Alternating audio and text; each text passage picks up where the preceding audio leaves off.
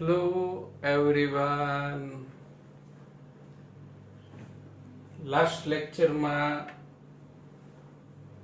કેપેસિટરોના જોડાણનો પ્રકાર, શ્રેણી જોડાણ અને સમાંતર જોડાણ. શ્રેણી જોડાણ માટે સમતુલ્ય કેપેસિટન્સનું સૂત્ર 1/c is equal to 1/c1 plus 1/c2 plus up to plus 1/c. સમાંતર જોડાણ માટે સમતુલ્ય કેપેસિટન્સનું સૂત્ર C is equal to C1 plus C2 plus up to plus Cn. આજે આપણે કેપેસિટરમાં સંગ્રહિત ઉર્જાના સૂત્ર વ્યાખ્યાયિત કરીશું અને આ સૂત્રનો એક્ઝામ્પલ અને એમસીક્યુમાં મહત્તમ ઉપયોગ આવશે. થિયરી પણ આઈએમપી ગણી શકાય. તો ક્વેશ્ચન, કેપેસિટરમાં સંગ્રહિત ઉર્જાનું સૂત્ર મેળવો. ફર્સ્ટ પોઈન્ટ આવશે વિદ્યાર્થી મિત્રો, કેપેસિટર એ પ્લસ ક્યુ અને માઇનસ ક્યુ વિદ્યુતભાર ધરાવતા બે સુવાહકોનું તંત્ર છે. ખ્યાલ છે આપણને કે કેપેસિટર એ બે સુવાહકનું તંત્ર છે. તો અહીંયા લખીશું કેપેસિટર એ પ્લસ ક્યુ અને માઇનસ ક્યુ વિદ્યુતભાર ધરાવતા બે સુવાહકનું તંત્ર છે. તેમાં સંગ્રહિત ઉર્જા શોધવા માટે પ્રારંભમાં સુવાહકને વિદ્યુતભાર વિહીન ગણો. વિદ્યાર્થી મિત્રો, કેપેસિટરની સંગ્રહિત ઉર્જા શોધવી છે એટલે બંને પ્લેટ પર જે વિદ્યુતભાર રહ્યો એ પ્રારંભમાં નથી એવું આપણે ધારી લઈએ. બંને સુવાહકને વિદ્યુતભાર વિહીન ગણો. આ બંને સુવાહક રહ્યા પ્લેટો, એના પર વિદ્યુતભાર નથી. હવે સુવાહક 2 પરથી, ધીસ ઇઝ ધ સુવાહક 2, સૂક્ષ્મ ધન વિદ્યુતભાર dq ને ટુકડે ટુકડે સુવાહક 1 પર પ્લસ q વિદ્યુતભાર મેળવી લે ત્યાં સુધી લઈ જવામાં આવે છે. સમજો વિદ્યાર્થી મિત્રો, અહીંયા વિદ્યુતભાર, ચલો વિદ્યુતભાર નથી સુવાહક 2 પર, કોઈ એક પણ વિદ્યુતભાર નથી. હવે તમારે સૂક્ષ્મ વિદ્યુતભાર અહીંથી dq એને 2 પરથી 1 ઉપર ટ્રાન્સફર કરવાનો. હવે જો સૂક્ષ્મ વિદ્યુતભાર dq અહીંથી ટ્રાન્સફર કરશો એટલે અહીંયા સૂક્ષ્મ ધન વિદ્યુતભાર અને આ બાજુ સૂક્ષ્મ ઋણ વિદ્યુતભાર પ્રેરિત થશે. ખ્યાલ આવ્યો કે નહીં? આ ધન જાય એટલે ધન આવશે, આ બાજુ ઋણ આવશે. હવે ટુકડે ટુકડે એટલે ફરી પાછા સુવાહક 2 પર જાઓ, ફરી dq વિદ્યુતભાર લાવતા જાઓ, ફરી પાછા સુવાહક 2 પરથી dq વિદ્યુતભાર લાવતા જાઓ અને આ પ્રોસેસ ત્યાં સુધી કરવાની કે જ્યાં સુધી સુવાહક 1 ઉપર પ્લસ q વિદ્યુતભાર આવી જાય ત્યાં સુધી. થિયરીનો થર્ડ પોઈન્ટ કે સુવાહક 2 પરથી અત્યંત સૂક્ષ્મ ધન વિદ્યુતભાર dq ને ટુકડે ટુકડે સુવાહક 1 ઉપર પ્લસ q વિદ્યુતભાર મેળવી લે ત્યાં સુધી લઈ જવામાં આવે છે. તો પછી આ પ્લેટ ઉપર પ્લસ q વિદ્યુતભાર આવશે તો સામેની પ્લેટ એટલે કે સુવાહક 2 પર કયો વિદ્યુતભાર આવશે? માઇનસ q વિદ્યુતભાર. એટલે વિદ્યુતભારના સંરક્ષણના નિયમ અનુસાર સુવાહક 2 પર માઇનસ q વિદ્યુતભાર પ્રાપ્ત કરે છે. સુવાહક 1 એ સુવાહક 2 કરતા ઊંચા સ્થિતિમાને છે. વિદ્યાર્થી મિત્રો બરાબર યાદ રાખજો કે ધનનું સ્થિતિમાન હંમેશા વધુ ગણાય અને ઋણનું સ્થિતિમાન ગણાય ઓછું. એટલે સુવાહક 1 સુવાહક 2 કરતા વધારે સ્થિતિમાને છે. હવે આપણે સંગ્રહિત ઉર્જા કેવી રીતે શોધવું એ આગળ સમજીએ. સમગ્ર પ્રક્રિયા દરમિયાન, કઈ પ્રક્રિયા? આ ટ્રાન્સફરની પ્રક્રિયા દરમિયાન વચગાળાની એવી સ્થિતિ ધારો કે સુવાહક પર પ્લસ ક્યુ, સુવાહક 1 પર પ્લસ ક્યુ અને સુવાહક 2 પર માઇનસ ક્યુ વિદ્યુત ભાર હોય. ખ્યાલ આવ્યો બાળકો? ધારો કે આપણે અહીંયા +10 અને -10 છે, એટલે આપણે 1 કુલમ લઈ જઈએ એટલે +1 આવશે, -1 આવશે. ફરી 1 કુલમ લઈ જઈએ એટલે +2 -2, ફરી 1 કુલમ લઈ જઈએ એટલે +3 -3. તો આ +3 -3 ધારો કે પ્લસ ક્યુ માઇનસ ક્યુ વચગાળાની ઇન્ટરમીડિયેટ સ્ટેટ કહેવાશે. વચગાળાની સ્થિતિ દરમિયાન સુવાહક 1 પર પ્લસ ક્યુ અને સુવાહક 2 પર માઇનસ ક્યુ વિદ્યુત ભાર છે.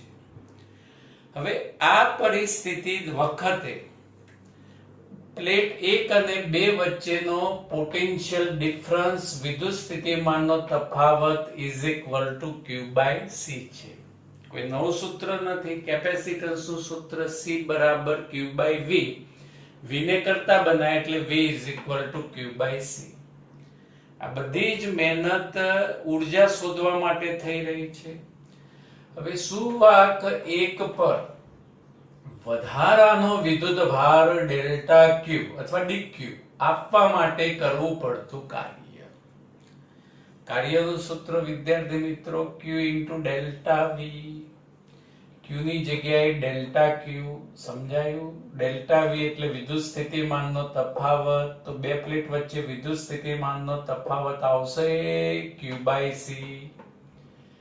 હવે સુવાહક પર પ્લસ ક્યુ વિદ્યુત ભાર આપવા કરવું પડતું કાર્ય. ડીક્યુ લાવતા જાઓ, વિદ્યુત ભાર એ વધતો જાય, એ વિદ્યુત ભાર વધતો પ્લસ ક્યુ થાય. એ માટે કરવું પડતું કાર્ય W = સૂક્ષ્મ કાર્યનું ઇન્ટિગ્રેશન, સરવાળો સંકલનમાં પરિણમે. Integration 0 to capital Q. Limit સમજાય? પહેલા એક બી વિદ્યુત ભાર નહોતો અને પછી વિદ્યુત ભાર લાવતા કેટલો વિદ્યુત ભાર કરવાનો છે? Capital Q. dW ની જગ્યાએ q/c delta Q. C constant અચળ. આ ડેલ્ટા Q અથવા dQ બધા કાકા બાપાના છોકરા થાય. એટલે ઇન્ટિગ્રેશન Q dQ એનું ઇન્ટિગ્રેશન થાય q²/2.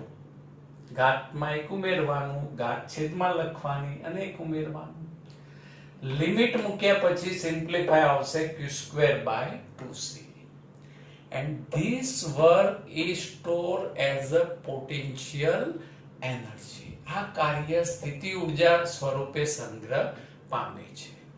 તો કેપેસિટરમાં સંગ્રહિત ઉર્જાનું પ્રથમ સૂત્ર થઈ ગયું q²/2c. યાદ રાખજો. હવે q = cv લખી શકાય. એટલે અહીંયા c²v², નીચે c કેન્સલ એટલે બીજું સમીકરણ 1/2 cv². 1/2 cv². v² ની જગ્યાએ બાળકો શું લખાય? v × v. એટલે કે cv = લખાય q, એટલે કે 1/2 qv.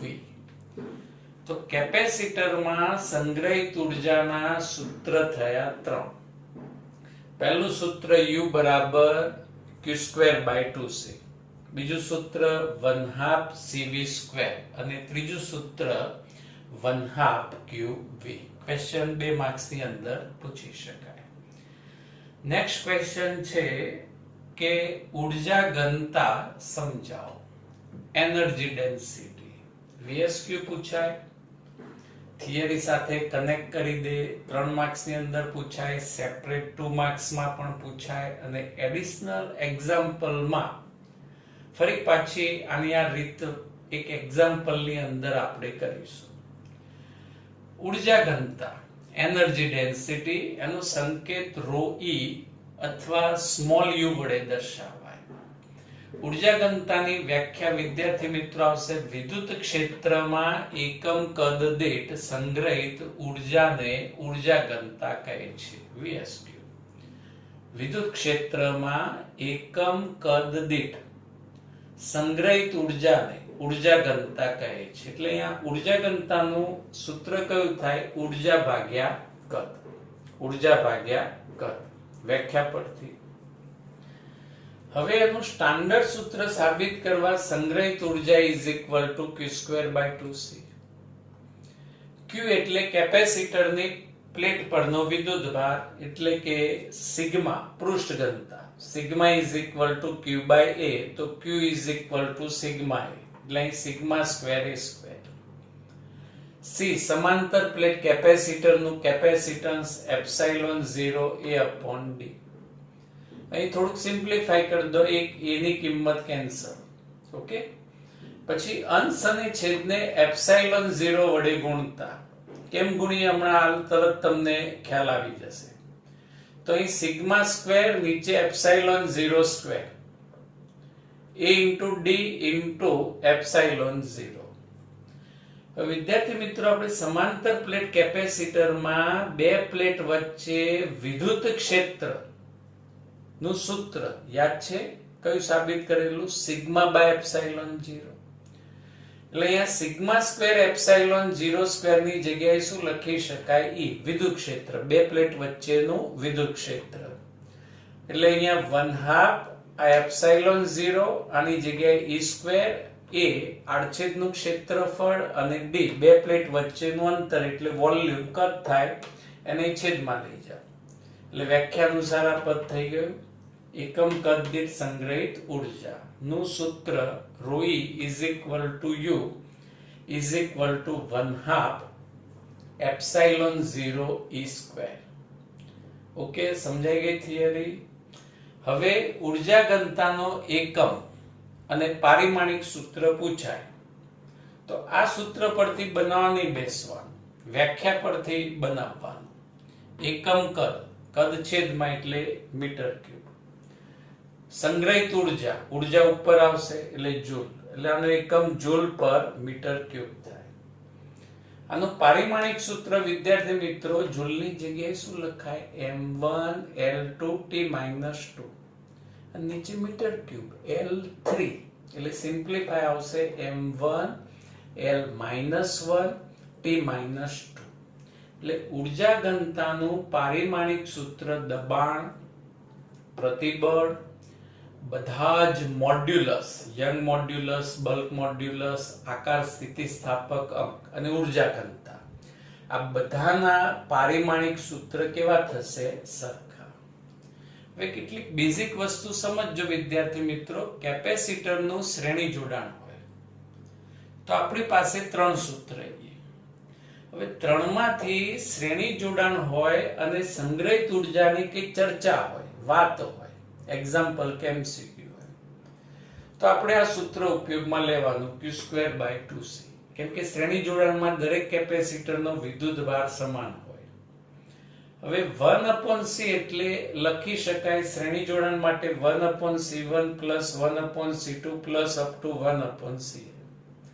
બ્રેકેટ કૌંસ છોડી દો એટલે q²/2c1 + q²/2c2 + up to q²/2cn, એટલે u1 + u2 + up to +un. આનો અર્થ એ થયો કે કેપેસિટરોના શ્રેણી જોડાણમાં તંત્રની કુલ ઉર્જા એ દરેક કેપેસિટરની સંગ્રહિત ઉર્જાના સરવાળા બરાબર હોય છે. General knowledge. એ જ રીતે સમાંતર જોડાણ. હવે સમાંતર જોડાણ માટે સંગ્રહિત ઉર્જાનું સૂત્ર જનરલી કયું લખવું જોઈએ? તો તમારે આવું વિચારવાનું કે સમાંતર જોડાણમાં કઈ રાશિ દરેક કેપેસિટર માટે સમાન અચળ હોય? પોટેન્શિયલ ડિફરન્સ V અચળ હોય. એટલે સમાંતર જોડાણ માટે મોટા ભાગે સમીકરણ લખાશે આ U is equal to 1/2 CV². C સમતુલ્ય capacitance, તો સમાંતર જોડાણ માટે C1 + C2 + up to +Cn V². કૌંસ છોડી દો તો 1/2 C1 V square plus 1/2 C2 V square plus up to 1/2 Cn V square U1 plus U2 plus up to plus Un. તો સમાંતર જોડાણમાં પણ વિદ્યાર્થી મિત્રો શું સાબિત થાય કે સમાંતર જોડાણમાં પણ તંત્રની કુલ ઉર્જા દરેક કેપેસિટરના સંગ્રહિત ઉર્જાના સરવાળા બરાબર હોય છે. Exercise example 6. Question કંઈક આ રીતે છે 9p ફેરાડેના 3 કેપેસિટરને એકબીજા સાથે શ્રેણીમાં જોડવામાં આવે છે તો તંત્રનું સમતુલ્ય કેપેસિટન્સ શોધો. જો આ તંત્રને 120 વોલ્ટની બેટરી સાથે જોડવામાં આવે તો દરેક કેપેસિટરનો પીડી પોટેન્શિયલ ડિફરન્સ વિદ્યુત સ્થિતિમાનનો તફાવત શોધો. ઇન્ફોર્મેશન 3 કેપેસિટર દરેકના capacitance સરખાઈ C1 equal to C2 equal to C3 is equal to 9 pf. હવે શ્રેણી જોડાણ માટે સમતુલ્ય capacitance 1/C is equal to 1/C1 plus 1/C2 plus 1/C3. C1 9, C2 9, C3 9. છેદ સમાન એટલે એક જ વાર લખાય 9 અને અંશમાં શું થશે 1 plus 1 plus 1 3. Simplify is 1/3 અને બંને બાજુ વ્યસ્ત લઈ લો એટલે C is equal to 3p Faraday.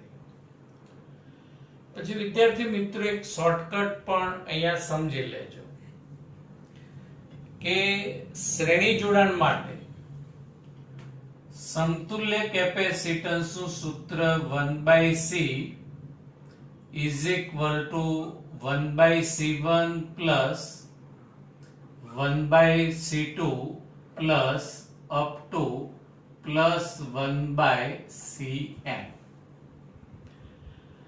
હવે જો આ બધાના કેપેસિટન્સ સરખા હોય તો અહીંયા સમતુલ્ય capacitance 1/C series is equal to 1/C plus 1/C plus up to 1/C. છેદ સમાન છે એટલે 1/CS is equal to C અને અંશમાં 1 plus 1 plus up to plus 1 n times એટલે અહીંયા 1/CS is equal to n times by C અને વ્યસ્ત લઈ લો તો C series is equal to C by n. હવે આ સૂત્રથી ડાયરેક્ટ આનો આન્સર લાવીએ તો C એટલે એકનું કેપેસિટન્સ 9, n એટલે કેપેસિટરની સંખ્યા 3 એટલે અહીંયા સમતુલ્ય કેપેસિટન્સ આવશે 3p ફેરાડે. સમજાઈ ગયું? સેકન્ડ ક્વેશ્ચન, સેકન્ડ ઓપ્શન દરેક કેપેસિટરનો પીડી શોધો. તો થિયરીમાં એક સ્ટેટમેન્ટ હતું કે તંત્રનું કુલ વિદ્યુત સ્થિતિમાન એ દરેક કેપેસિટરના વિદ્યુત સ્થિતિમાનના સરવાળા બરાબર હોય છે. જો કે આને કિર્ચોફનો બીજો નિયમ કહેવાય, ચેપ્ટર 3 માં આપણે સમજીશું, પણ હાલ એ સ્ટેટમેન્ટના આધારે V is equal to V1 plus V2 plus V3. હવે વિદ્યાર્થી મિત્રો ત્રણેના કેપેસિટન્સ સરખાઈએ. હવે કેપેસિટન્સ સરખા હોવાથી ત્રણેયના પીડી સરખા થાય એટલે V1 plus V2 plus V1 plus V1 plus V1 3V1. V1 is equal to V by 3 120 by 3 40 volt એટલે V2 પણ 40 volt અને V3 પણ 40 volt. Okay, next example 2.7. 2p Faraday, 3p Faraday અને 4p ફેરેડે. 3 કેપેસિટરનું સમાંતર જોડાણ કરેલ છે. તો તંત્રનું સમતુલ્ય કેપેસિટન્સ શોધો. પહેલો ઓપ્શન સમાંતર જોડાણ C1 C2 C3, 2 3 4, 9p Faraday. Okay. હવે બી ઓપ્શન, જો આ તંત્રને 100 વોલ્ટની બેટરી સાથે જોડીએ તો દરેક કેપેસિટર પરનો વિદ્યુતભાર શોધો. હવે સમાંતર જોડાણમાં દરેક કેપેસિટરનો PD સમાન હોય. હવે વિદ્યુતભાર નું સૂત્ર, તો કેપેસિટરની વ્યાખ્યા વાળું સૂત્ર યાદ કરો. કેપેસિટન્સની વ્યાખ્યા C બરાબર Q બાય V, તો Q બરાબર CV. આ સમીકરણ C1 કેપેસિટર માટે લખીએ તો Q1 is equal to C1V. V અચળ છે એટલે V1 નહીં લખીએ. C1 ની જગ્યાએ 2, V ની જગ્યાએ 100, યાની કે 200 p coulomb. Simplify 2 into 10 raised to minus 10 coulomb. P coulomb is equal to 10 raised to minus 12 લખાય. આ જ રીતે C2 કેપેસિટર માટે Q2 is equal to C2V, C2 3, V ની કિંમત 100, 300 p coulomb. Simplify 3 into 10 raised to minus 10 coulomb. અને આ જ રીતે વિદ્યાર્થી મિત્રો C3 કેપેસિટર માટે Q3 is equal to C3V, C3 4V 100, 100 p coulomb, 4 into 10 raised to minus 10 coulomb. Next example 2.8. સમાંતર પ્લેટ કેપેસિટર ના પ્લેટનું ક્ષેત્રફળ 6 ગુણ્યા 10⁻³ મીટર છે. મીટર સ્ક્વેર છે. બે પ્લેટ વચ્ચેનું અંતર 3 mm છે. આપણે મીટરમાં કન્વર્ટ કરીએ તો બે પ્લેટ વચ્ચે માધ્યમ હવાનું હોય તો કેપેસિટન્સનું મૂલ્ય શોધો. સમાંતર પ્લેટ કેપેસિટર ε0A/d. ε0 ની કિંમત પ્લેટનું ક્ષેત્રફળ એ બે પ્લેટ વચ્ચેનું અંતર સાદુરૂપ આપી. પછી જો આ કેપેસિટરને 100 વોલ્ટની બેટરી સાથે જોડવામાં આવે તો પ્લેટ પરનો વિદ્યુતભાર કેટલો? વિદ્યુતભાર is equal to CV. C capacitance 18 pF, V 100 volt એટલે કે 1800 p કુલમ અને P 10⁻⁻12 એટલે સાદુરૂપ 1.8 into 10⁻⁹ કુલમ લખી શકાય. એક્ઝામ્પલ 9 પછી સમજીશું એક્ઝામ્પલ 10. 12 pF કેપેસિટન્સ ધરાવતા કેપેસિટરને 50 વોલ્ટની બેટરી સાથે જોડતા તેમાં સંગ્રહિત ઉર્જાનું મૂલ્ય શોધો. સંગ્રહિત ઉર્જા 3 માંથી એક સૂત્ર માહિતી પ્રમાણે CV આપે એટલે સૂત્ર કયું આવશે? 1/2 CV². C capacitance 12 into 10⁻⁻12, V 50² and simplify 1.5 into 10⁻⁸ joule. તો વિદ્યાર્થી મિત્રો આજે આપણે કેપેસિટરમાં સંગ્રહિત ઉર્જાના 3 સૂત્ર Q²/2C, 1/2 CV², 1/2 QV. ઉર્જા ઘનતા ρe is equal to સૂત્ર 1/2 ε0E². અને VSQ અને MCQ માં પૂછી શકાય એવા સ્વાધ્યાયના એક્ઝામ્પલ 6, 7, 8, 9 પછી ગણીશું 6, 7, 8 અને 10 જે VSQ ની અંદર પૂછી શકાય. Okay, thank you.